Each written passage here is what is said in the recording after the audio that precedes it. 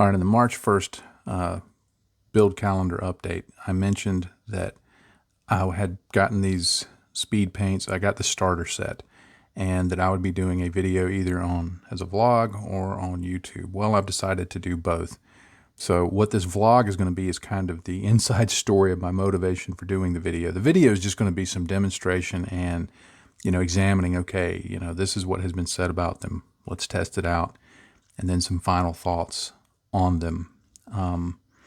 Because if you're not familiar with speed paint or their competition, everybody's thinking their competition is, which is Citadel contrast paints. The idea is you paint the Mini with a very light primer coat, white or an off-white, a light gray or a light tan or something like that, and then you put these paints over it.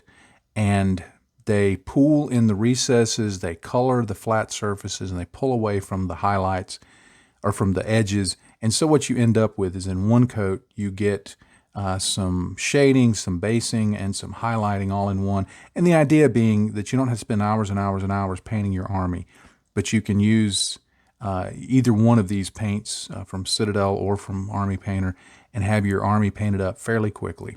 It's a great concept. Now, I've used these for a couple of years, and I really like them. The one thing I don't like is they're almost $8 per bottle, 18 milliliters. Now, back in the fall, Army Painter, they've been hinting that they were coming out with these speed paints for quite a while. And everything they hinted at was that this was basically a direct competition for contrast paints, and that's what everybody was expecting. And everybody was expecting it to be cheaper. And a few people who got their hands on them very early on were saying, oh, these are going to be just game changers because they're going to be cheaper and they're going to work better and they're just, going to cook breakfast for you. Army Painter started sending them out, and you got differing views. Squidmar was like, just kind of half and half on it. It wasn't all that impressed with it when you got right down to it. Brent at Goobertown was like, I'm never buying contrast paints again. I love these things. But the guy that got my attention, there was another smaller channel that brought this up, but the guy that got my attention was Juan Hidalgo. Juan Hidalgo Miniatures. If you've never watched him, give him a watch. He paints minis, and he uses contrast paints for pretty much all of the base painting, and then just uses regular paints for some highlighting. And he finishes them to a really high standard. I mean, it's not just meant to be, okay, this is tabletop quick gaming painting. He does a really high standard painting. And he's probably, of all the people I watched on YouTube who use contrast paints, he's probably the most knowledgeable because he uses them. He's used them on dozens, if not hundreds of minis over the years. I mean, that's what he's made his name on, is using contrast paints. So he pointed out that when you're painting a mini, quite often what you'll do when you're using contrast paints is you'll paint the contrast paint on for the larger areas of color, and then any areas where you want, like let's say a figure has a belt or something like that you want to paint the belt another contrast paint. If you get some of the other contrast paint on that belt, well, you want to get it back to the base color, the primer color, so that it doesn't show through. So you get some of the color that you can paint on that matches the primer color, and you just paint over it carefully, and then you go back in with the contrast paint, and it works nicely. He does it all the time. I've done it a few times, and it works great. Well, what he pointed out, and there were a few others that had started to point this out. Before this, I'd never heard anybody point it out, is that when you went back over these speed paints, because that's what he was testing, when we went back over these speed paints and tried to paint over them, it reactivated the paint underneath, which is kind of a showstopper because, okay, if you've got something painted blue and you got some of the blue on the belt and you want the belt to be maybe this hardened leather color, and so you take, a pale gray and you paint back over the belt so that you can then put this over it so that, because it will show through. Anything that's underneath will show through. But if you're painting over it and all of a sudden the gray paint that you're trying to put on to bring it back to a solid neutral color activates that blue, and now you've got blue-gray, well, there's a problem there. If these never fully dry, and he was showing that, I think he showed like waiting 24 hours or something like that, still activates. Now, he was kind in his comments and said, look, here's the positive things you need to know. You need to know how these work. Here's this that you need to know, and make accounting for it when you're working with them. So he was kind in his comments. He wasn't, rude about it. And Army Painter, the official Army Painter channel, made a reply to his video. And again, it was very cordial. It wasn't like some kind of, war of words or anything like that. They were both very kind and cordial. But they basically said, "Oh, this is a feature. This is why when you put our paints on, a more flat surface, it evens out better. It gives better performance." And they gave a standard answer like that. But I'm sitting there going, yeah, but in all the months that I've heard hype on this product, nobody from Army Painter ever came out and said, okay, these things reactivate with water. Now, Rob Bear from Spiky Bits, he wrote an article about it, and he said, I don't understand what the big deal is, because Army Painter supports Rob Bear. He's got an Army Painter rack in the background. He uses Army Painter products, so he's got an investment with Army Painter in some way.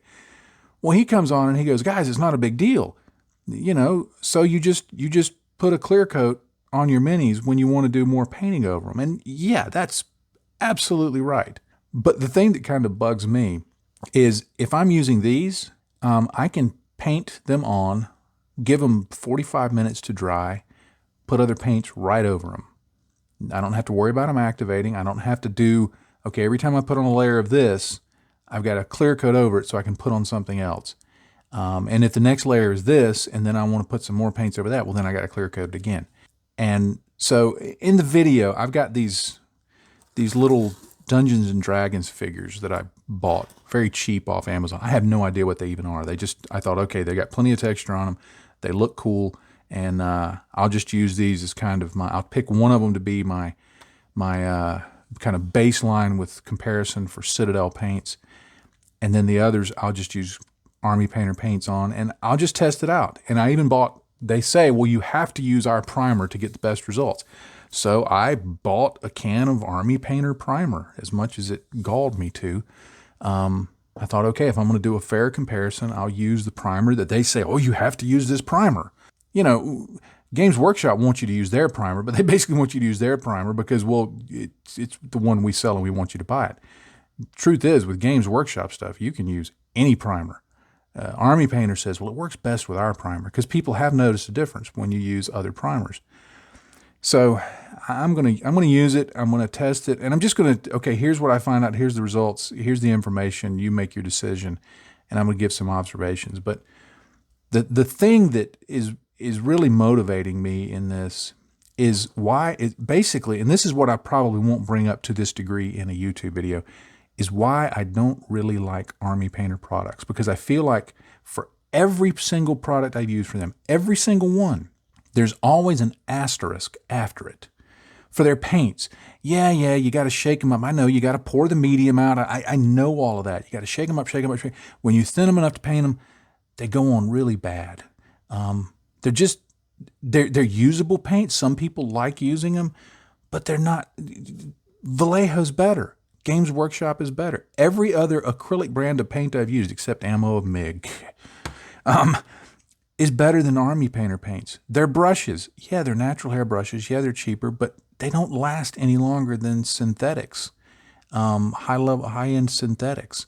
I've used their washes. Yeah, they're good, but they're not quite as intense as other washes. It's like every single thing I've used from Army Painter, you kind of have to make an excuse or an apology for some aspect of that product. And so that's kind of what bugs me. Now I want to find out if I can make use of these, and yeah, if I have to clear coat them, the fact that this bottle is going to be like $4 and this bottle is going to be almost $8, that's reason enough to maybe get it if I can make it work. But the YouTube video is just going to be, here's how they work, here's what I'm observing, make your own decision. It's really not going to be anything that you've not already seen out on the net, but hopefully it'll be useful and hopefully it'll be helpful. But yeah, we'll see how it turns out. I haven't used them yet. So This is all my thoughts beforehand, but I figured this would be kind of a bonus edition for what you're going to see eventually in a few weeks on YouTube.